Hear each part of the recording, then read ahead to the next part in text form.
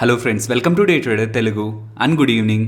Sensex 1041 points rally అయ్యి 55,926 దగ్గర close అయితే, నిఫ్టీ 309 పాయింట్స్ ర్యాలీ అయ్యి 16,661 దగ్గర క్లోజ్ అయింది. వెరాస్ బ్యాంక్ నిఫ్టీ 214 పాయింట్స్ ర్యాలీ అయ్యి 35,827 దగ్గర క్లోజ్ అయింది. ఈరోజు క్లియర్లీ ఐటీ కంపెనీస్ మార్కెట్ని లీడ్ చేశాయనుకోవాలి. బట్ ప్రాబ్లం అంతా ఓపెనింగ్ ఒక స్ట్రాంగ్ గ్యాప్ అప్ అవుతూ ఉండడం అండ్ అక్కడి నుంచి స్లైట్ మూవ్ అప్ సైడ్ మనకి కొంతవరకే move and important resistance levels దగ్గర నుంచి బ్యాంక్ నిఫ్టీలో కరెక్షన్. బ్యాంక్ నిఫ్టీలో అంటే బ్యాంక్స్ మాత్రమే ఉంటాయి, కానీ నిఫ్టీలో ఐటీ స్టాక్స్ కూడా ఉంటాయి. కాబట్టి ఐటీ స్టాక్స్ ఓపెనింగ్ దగ్గర నుంచి కూడా కొంత స్ట్రాంగ్ గానే అప్ సైడ్కి మూవ్ అయ్యాయి. కాబట్టి నిఫ్టీ రిలేటెడ్గా ఓపెనింగ్ తర్వాత కూడా ఒక significant up move. And for the same reason ఈ ఐటీ స్టాక్స్ రీజన్స్ తోనే బ్యాంక్ నిఫ్టీతో కంపేర్ చేస్తే వాళ్ళ నిఫ్టీ స్ట్రాంగ్ గా క్లోజ్ అయింది. అండ్ ఈ వస్తున్న గ్యాప్ అప్ తో రీసెంట్ టైమ్స్ లో మార్కెట్ రిలేటెడ్ గా ఏ రేంజ్ అయితే మెయింటైన్ అవుతూ వస్తుంది అనుకున్నామో, ఒక ఛానల్ మెయింటైన్ అవుతుంది అనుకున్నామో, ఆ ఛానల్ బ్రేక్ అయ్యి అప్ సైడ్ కి అయితే వచ్చింది. బ్యాంక్ నిఫ్టీలో అలాంటి స్ట్రెంత్ ఏం కనిపించలేదు, కానీ బట్ నిఫ్టీలో వస్తున్న ఈ స్ట్రెంత్ మనం పాజిటివ్ గా తీసుకోవచ్చు. పర్టికులర్లీ ఐటీ స్టాక్స్ లో ఎందుకని ఇలా ర్యాలీ వచ్చింది, దీనికి అగైన్ మనం గ్లోబల్ మార్కెట్స్ని చూడాలి. థర్స్డే అండ్ ఫ్రైడే మీరు యూఎస్ మార్కెట్స్ని గమనిస్తే S&P 500 4.4% పెరిగింది, వెరాస్ నాస్డాక్ 6% పెరిగింది. నాస్డాక్ పెరుగుతుందంటేనే టెక్నాలజీ రిలేటెడ్ ఉండే స్టాక్ ప్రైజెస్ ఎక్కువగా పెరుగుతున్నాయని. Last Thursday and Friday US stock మార్కెట్స్లో ఒక స్ట్రాంగ్ ర్యాలీ, అది గ్లోబల్ టెక్నాలజీ స్టాక్స్ రిలేటెడ్గా, ఐటీ స్టాక్స్ రిలేటెడ్గా కూడా పాజిటివ్ థీమ్ని ప్లే చేసింది. అండ్ ఇవాళ యూఎస్ మార్కెట్స్ క్లోజ్లో ఉంటాయి, వాళ్ళ రిలేటెడ్గా మెమోరియల్ డే, కాబట్టి యూఎస్ మార్కెట్స్ ఇవాళ వర్క్ అవ్వవు. కాబట్టి ఇవాళ నాస్డాక్ ఎలా ఉంటుందనే ఒక ఇండికేషన్ మనకు ఉండదు యూఎస్ మార్కెట్స్ దగ్గర నుంచి. అండ్ పర్సనలీ నేను ఈ ర్యాలీ బ్యాక్ ఎఫ్ఐఎస్ ఉన్నారా లేదా, లైక్ ఎఫ్ఐఎస్ ఇవాళ నెట్ బయర్స్ గాను లేకపోతే ప్రీవియస్గా సెల్ చేసిన దానికంటే సిగ్నిఫికెంట్ లోయర్ పోర్షన్స్లో సెల్లింగ్ ఉన్నారా లేదా అనేది ఇవాళ మనం ఎఫ్ఐడిఏ డేటాలో గమనించాల్సి ఉంటుంది. And most important global equity markets రిలేటెడ్గా పాజిటివ్ స్ట్రెంగ్త్ని ఇస్తున్నది డాలర్ ఇండెక్స్, అది నియర్ టు 102కి ఫాల్ అయింది. బట్ నెగిటివ్గా చూడాల్సింది క్రూడ్ ఆయిల్ 11 వీక్ హైకి అండ్ 6 months కంటిన్యూస్ గెయిన్కి అయితే ప్రెజెంట్ ఉంది. నియర్ టు $120 పర్ బ్యారెల్కి క్రూడ్ ఆయిల్ మార్క్ రీచ్ అయింది. క్రూడ్ ఆయిల్ ఇలా పెరుగుతుండడానికి రీజన్ చైనాలో రీసెంట్గా రెస్ట్రిక్షన్స్ ఉంటూ వచ్చాయి, ఆ వైరస్ రిలేటెడ్గా ఇష్యూస్ ఉండడంతో. బట్ చైనా వాళ్ళు జూన్ నుంచి మ్యానుఫ్యాక్చరింగ్ యాక్టివిటీని యథావిధిగా కంటిన్యూ చేయించనేలా చేస్తున్న అప్డేట్స్. అండ్ ఈవెన్ యూరోప్ వాళ్ళు రష్యా రిలేటెడ్గా శాంక్షన్స్ని విధిస్తారు అన్న రిలేటెడ్గా టాక్స్ ఇంకా నడుస్తున్నాయని వస్తున్న అప్డేట్స్తో కూడా ఈవెన్ డాలర్ ఇండెక్స్ కూడా తగ్గుతూ ఉండడంతో క్రూడ్ ఆయిల్ రిలేటెడ్గా ప్రైజెస్ అప్ సైడ్కి మూవ్ అవుతూనే ఉన్నాయి. అండ్ ఈ వీక్ మనకి 2 ఇంపార్టెంట్ డేటా పాయింట్స్ రాబోతున్నాయి. ఒకటి ISM మ్యానుఫ్యాక్చరింగ్ డేటా, దీంతో మనకి యూఎస్లో మ్యానుఫ్యాక్చరింగ్ యాక్టివిటీ స్లో అవుతుందా లేదా అని అర్థమవుతుంది. And even US jobs data కూడా ఎకానమీ రిలేటెడ్ ఉండే కండిషన్ని, ప్రెసెంట్ కండిషన్ మనకి డేటా పాయింట్లో చూపిస్తుంది. కాబట్టి 2 డేటా పాయింట్స్ ఈ వీక్లో మనకి మార్కెట్లోకి రాబోతున్నాయి. అండ్ మెట్ డిపార్ట్మెంట్ వాళ్ళు అప్డేట్ చేస్తున్న దాని ప్రకారం మాన్సూన్స్ అనుకున్న దానికంటే 3 days అహెడే వచ్చాయని, అండ్ నార్త్ ఈస్టర్న్ రీజియన్ ఇంకొక 3 to 4 daysలో హిట్ చేస్తాయని, అండ్ కేరళని ఆల్రెడీ 29 మేన మాన్సూన్ హిట్ చేసిందని ఇలా చేస్తున్న అప్డేట్తో మాన్సూన్స్ రిలేటెడ్గా వస్తున్న అప్డేట్స్ కూడా స్టాక్ మార్కెట్ రిలేటెడ్గా మనం పాజిటివ్గా తీసుకోవాలి. అండ్ ప్రెసెంట్ వచ్చే క్వశ్చన్, ప్రెసెంట్ ఇక్కడి నుంచి మార్కెట్ని మనం ఎలా అర్థం చేసుకోవాలని.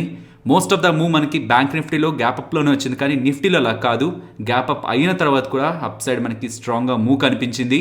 And positional basis 16,450 above sustain అవుతున్నంత వరకు కూడా 17,200 వరకు కూడా నిఫ్టీ మూవ్ అవడానికి పాసిబిలిటీ ఉంటుందని నేను ఎక్స్పెక్ట్ చేస్తున్నాను. ఈ 16,450 బ్రేక్ అయ్యి డౌన్ సైడ్కి వస్తే ఈ ఎక్స్పెక్టేషన్ ఫెయిల్ అవుతుంది.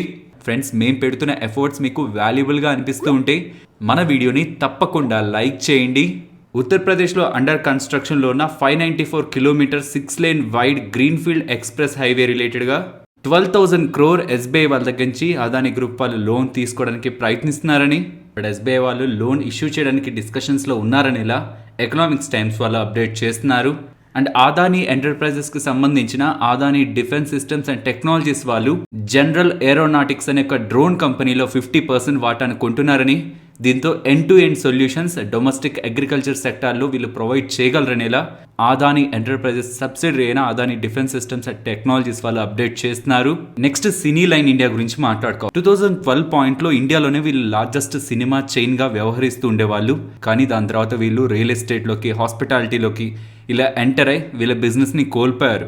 అండ్ పీవీఆర్తో జరిగిన డీల్ కారణంగా ఇండస్ట్రీలోకి సినీ లైన్ వాళ్ళు 10 years పాటు రాకూడదు, నాన్ కాంపీట్ డీల్ ఉంది. అండ్ అది లాస్ట్ ఇయరే కంప్లీట్ అయింది. అండ్ వీళ్ళకు కొత్త బ్రాండ్ మూవీ మ్యాక్స్ అనే బ్రాండ్తో సినీ డిస్ట్రిబ్యూషన్ బిజినెస్లో కూడా వీళ్ళు ఎంటర్ అయ్యారు. ఇప్పుడు వీళ్ళు అప్డేట్ చేస్తున్నది, ఈ కంపెనీ ఈ FY23లో 75+ ఆపరేషనల్ స్క్రీన్స్ని మీ సినిమా హాల్స్ ని సెటప్ చేస్తుందనేలా వీళ్ళు అప్డేట్ చేస్తున్నారు. ఈ కంపెనీని రన్ చేసిన లాస్ట్ జనరేషన్ ఈ కంపెనీ యొక్క గ్లోరీని కోల్పోయింది. తర్వాత న్యూయర్ జనరేషన్ ఈ కంపెనీ రిలేటెడ్ ఉన్న నాన్ కోర్ బిజినెస్ అన్నిటిని సెల్ చేస్తూ కేవలం ఈ సినీ బిజినెస్ లోనే ఫోకస్ చేసేలా రీసెంట్ టైమ్స్ లో స్టెప్స్ తీసుకుంటూ వచ్చారు. అండ్ ఇప్పుడు FY23లో 75+ ఆపరేషనల్ స్క్రీన్స్ ని స్టార్ట్ చేస్తారు అంటూ ఉండడం అండ్ ఈవెన్ మార్కెట్ కూడా పాజిటివ్గా ఉండేసరికి స్టాక్ ఇవాళ 5% ర్యాలీ అయింది. అండ్ లాస్ట్ 1 year నుంచి బిజినెస్లో కనిపిస్తున్న చేంజెస్తో స్టాక్ నియర్ టు 215% దగ్గరగా ర్యాలీ అయింది. నెక్స్ట్ లార్సన్ & టూబ్రో వీళ్ళు మెన్షన్ చేసినది చెన్నై మెట్రో రైల్ ప్రాజెక్ట్లో భాగంగా వీళ్ళకి 1000 to 2500 crore విలువ చేసే ఆర్డర్స్ లభించాయని అండ్ ఈ కన్స్ట్రక్షన్స్ని 35 months లోపు కంప్లీట్ చేయాలని వీళ్ళు ఎక్స్చేంజెస్కి అప్డేట్ చేశారు.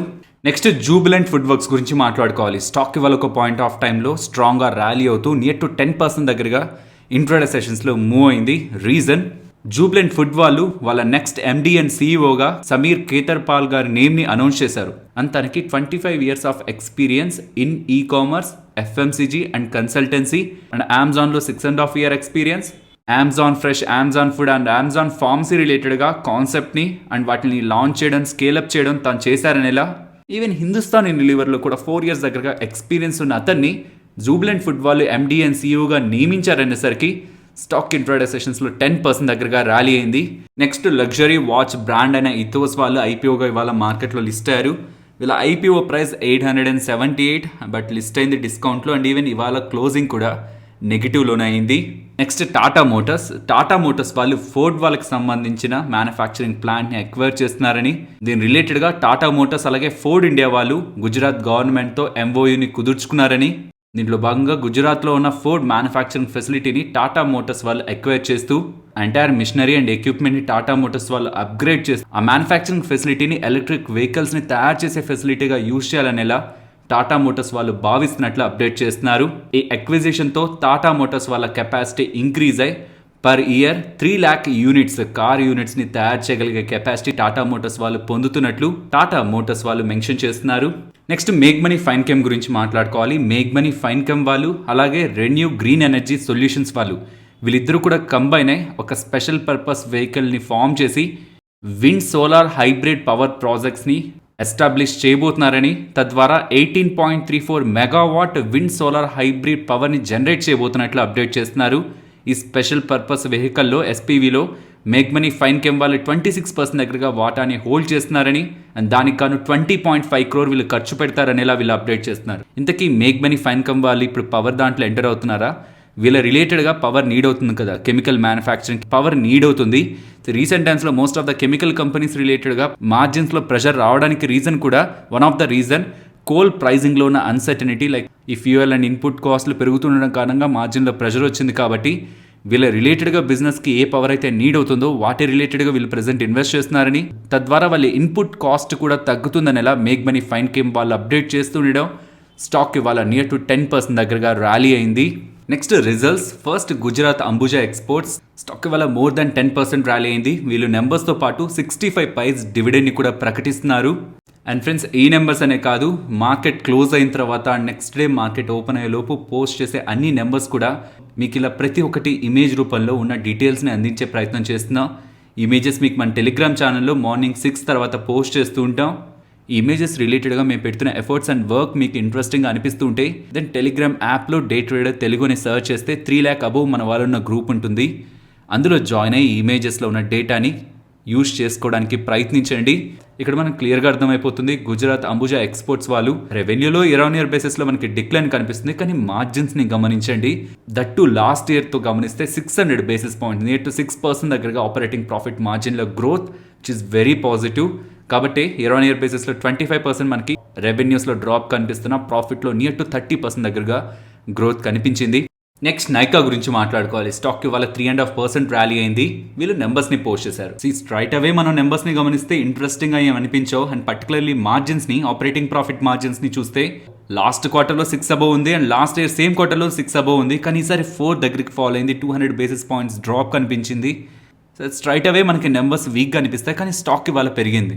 దీనికి మెయిన్ రీజన్ వీళ్ళ internals, particularly internet based companies నెంబర్స్ని పోస్ట్ చేసినప్పుడు, ఈవెన్ రీసెంట్గా జొమాటో వాళ్ళు కూడా నెంబర్స్ని పోస్ట్ చేసినప్పుడు వీళ్ళ మెయిన్ నెంబర్స్తో పాటు వీళ్ళ ఇంటర్నల్స్ని కూడా గమనించే ప్రయత్నం చేయాలి.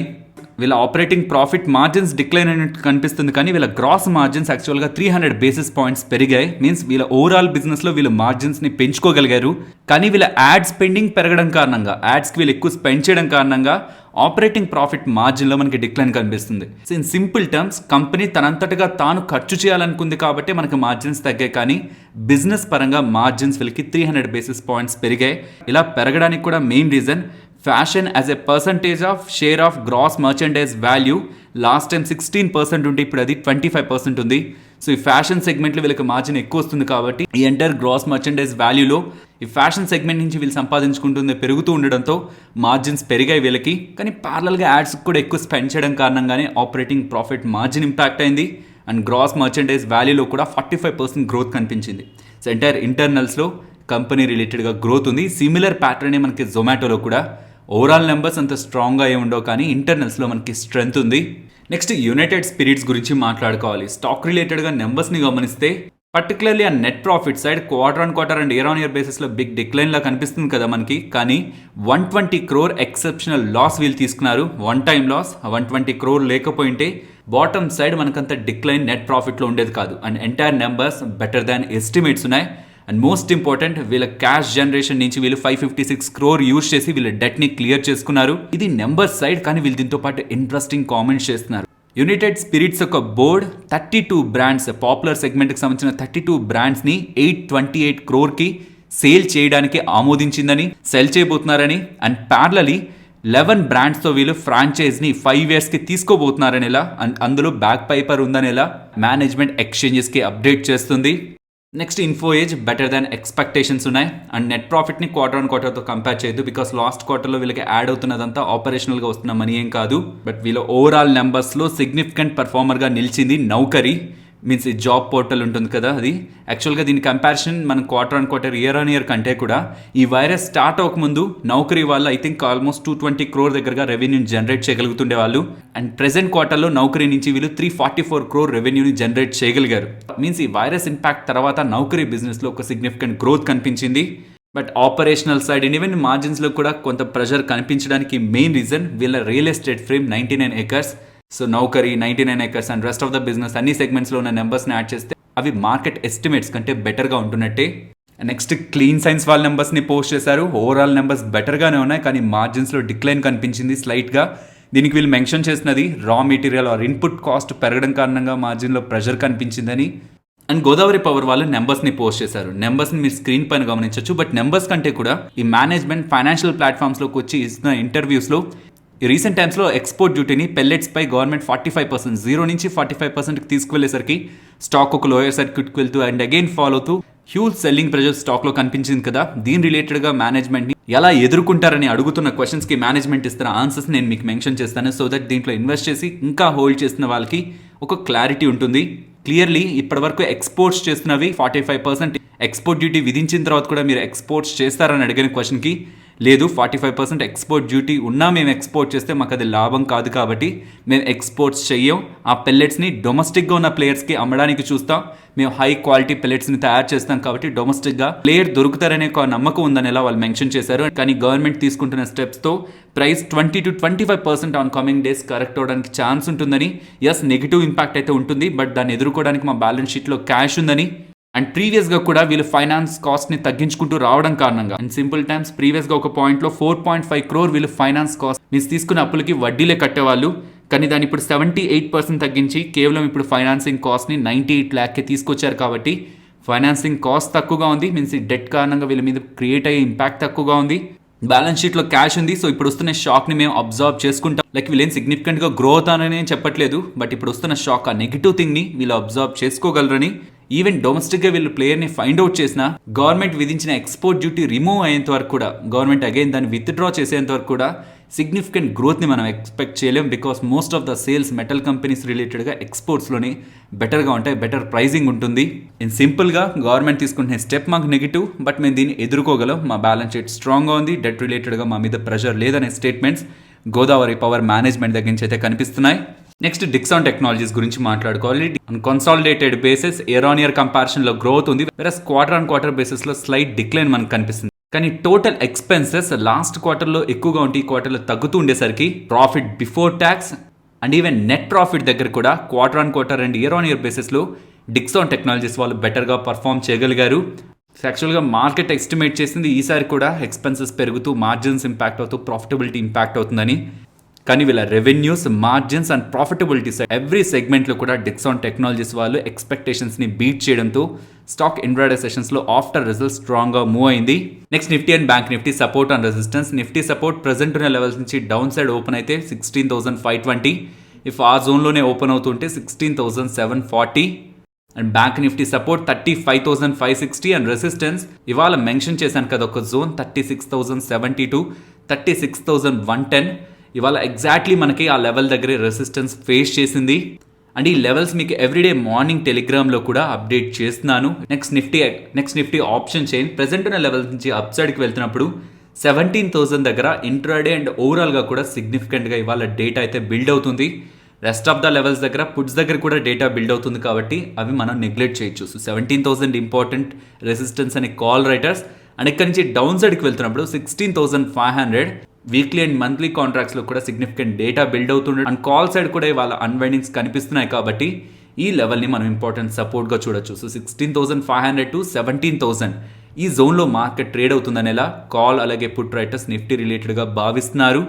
ఫైనలీ ఇది ఫ్రెండ్స్ మన వీడియో నచ్చితే మన వీడియోని లైక్ చేయండి ఫ్రెండ్స్. అండ్ ఈ వీడియో మన వాళ్ళకి యూజ్ అవుతుంది అనుకుంటే తప్పకుండా షేర్ చేయండి. అండ్ మన ఛానల్ని సబ్స్క్రైబ్ చేయనట్లయితే ఛానల్లో ఉన్న కంటెంట్ని గమనించండి. ఇఫ్ ఆ కంటెంట్ మీకు ఇంట్రెస్టింగ్ అనిపిస్తుంటేనే ఛానల్ని సబ్స్క్రైబ్ చేసి పక్కన ఉన్న బెల్ ఐకాన్ క్లిక్ చేయండి.